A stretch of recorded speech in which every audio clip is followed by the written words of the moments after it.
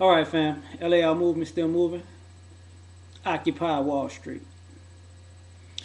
Got a few thoughts on it. First is I understand what the movement is about and the frustrations about. So glad people are rallying in a sense because I think that was actually Martin Luther King's next thing before he got assassinated was the war on poverty, class warfare, and all that stuff. One thing about it is if you really want to stop Wall Street from making money, stop buying stocks, bonds. I mean, leave all their gambling to them. Because normally, I mean, they gamble with a few rich people's money, but wealthy people ain't playing to lose. You know what I'm saying? So if they putting up large sums of money, they want to know how much they're gonna get back in advance, not I get back to you. But regular people like us, hey man, hey, just save your money. Put your money somewhere that's useful for you. Hey, you take Wall Street out the equation. Simple as that.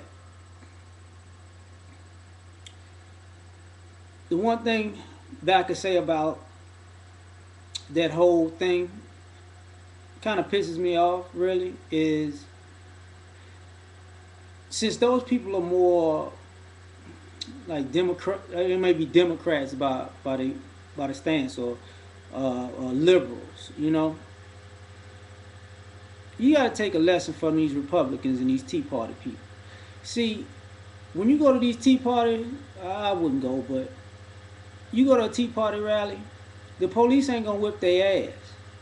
The police ain't gonna set up barricades and be in riot gear and start pounding on people.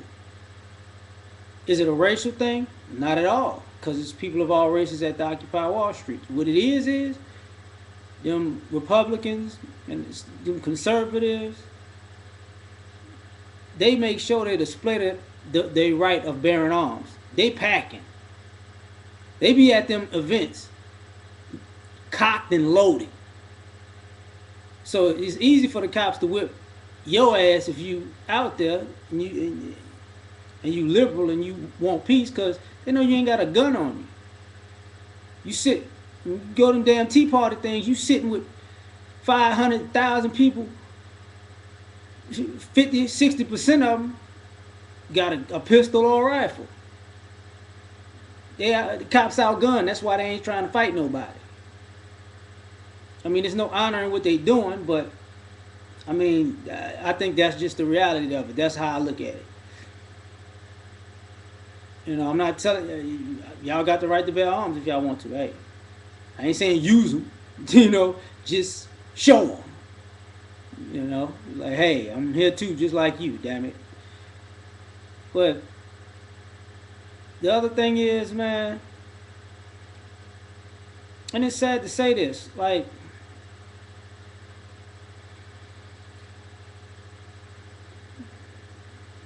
there's no excuse for letting people off the hook because they're rich, but putting people with all kind of stipulations because they're not rich. There's no excuse for that, you know. But if but everybody has a price. Well, most people have a price, and that's what's happening, and it sucks the American fabric out. And I'm looking at all these riots from same thing Libya, Greece. Before that it was France, Europe, and all that, and other places in Africa. Remember a couple years back, I think it was the president of Argentina. They drug him out the they're considered White House or whatever. Let me tell you something.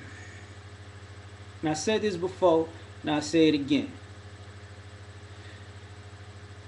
The majority of this country is like really at a tipping point.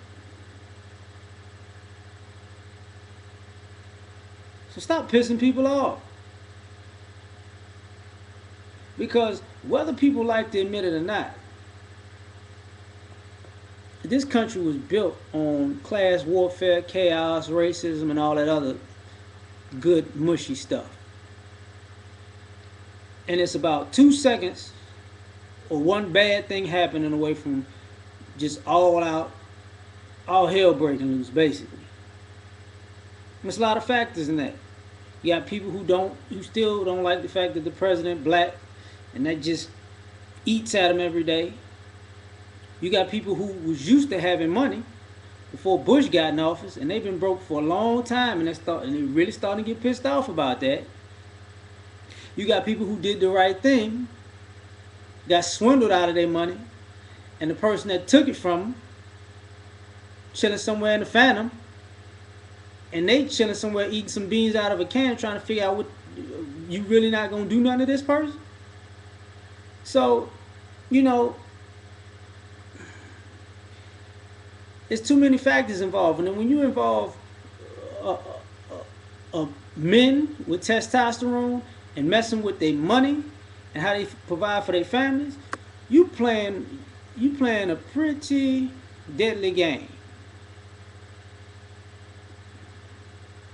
And I feel bad for the cops sometimes when I see them out there, because I'm like, let your ass get fired. You're going to be out there too. You're going to be whipping your ass too. Hey, I remember you from the 57th precinct. Get your ass in line. Drag him to jail. I mean, that's just how it go. But it's still no honor with, trying to muscle unarmed people. It's kind of like the it's kind of like protect and serve went out the window for everybody. Like, I'm black, so I know, and people might hear me say this. I don't care. I'm black. I know protect and serve really don't pertain to me, my race, my son. It just don't. Never have. Hopefully one day it will, but for the most part, it don't. But now other people trying to figure out, does protect and serve mean you gonna protect and serve them too? Because they're whipping the shit out these white people, whipping the shit out these Latin people, all over what? Money. Because some rich dude told his rich police chief friends put them goons on them. They supposed to be cops, but they using them as goons. Now you gotta ask yourself. I mean, it kind of reminds me of when Katrina happened and they sent the National Guard and the Army down, and them bastards go to New Orleans and start pointing guns at the people who just lost everything in the hurricane, as if they're the enemy. You mean you go other ways to say you protecting our freedoms, and then you come your ass there and say, look, God damn it, you better watch yourself, because I will shoot you even though you lost all your shit in this storm. You send a real messed up message to people like that.